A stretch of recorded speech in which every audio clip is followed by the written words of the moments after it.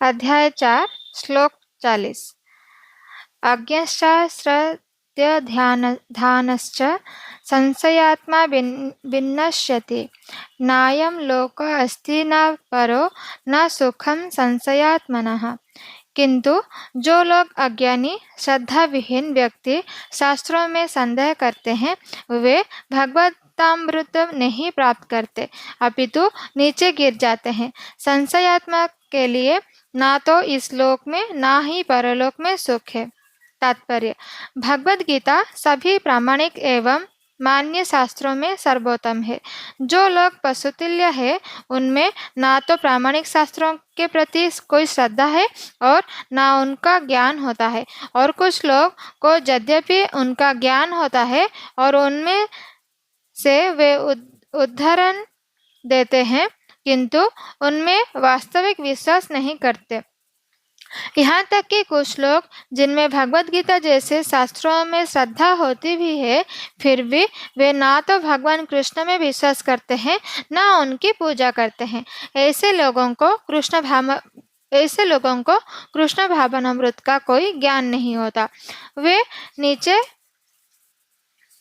गिरते हैं। उपर्युक्त सभी कोटि के व्यक्तियों में जो श्रद्धालु नहीं है और सदैव संशयग्रस्त रहते हैं, वे तनिक भी उन्नति नहीं कर पाते।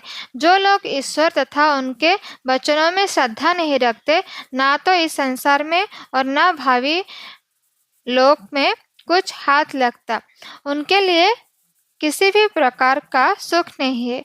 अतः मनुष्य को चाहिए कि श्रद्धाभाव से शास्त्रों के सिद्धांतों का पालन करे और ज्ञान प्राप्त करे। इसी ज्ञान से मनुष्य आध्यात्मिक अनुभूति के दिव्य पद तक पहुंच सकता है। दूसरे शब्दों में, आध्यात्मिक उत्थान में संशयग्रस्त मनुष्य को कोई स्थान नहीं मिलता। अतः मनुष्य को चाहिए कि परंपरा से चले आ रहे महान आचार्य के पद चिन्हों को अनुसरण करे और सफलता प्राप्त करे। योग संन्यस्त कर्माणां ज्ञान संचिन्न संशयम् आत्मवन्तं न कर्माणि निबधन्ति धनंजय। जो व्यक्ति अपने कर्म फलों का परित्याग करते हुए भक्ति करता है और जिसके संशय दिव्य ज्ञान द्वारा विनिष्ट हो चुके होते हैं, वही वास्तव में आत्मपरायण है। हे धनंजय, वह कर्म के बंधन से नहीं बनता। तात्पर्य: जो मनुष्य भगवद गीता की शिक्षा का उसी रूप में पालन करता है जिस रूप में भगवान कृष्ण ने दी थी, तो वह दिव्य ज्ञान की कृपा से समस्त संशयों से मुक्त हो जाता है।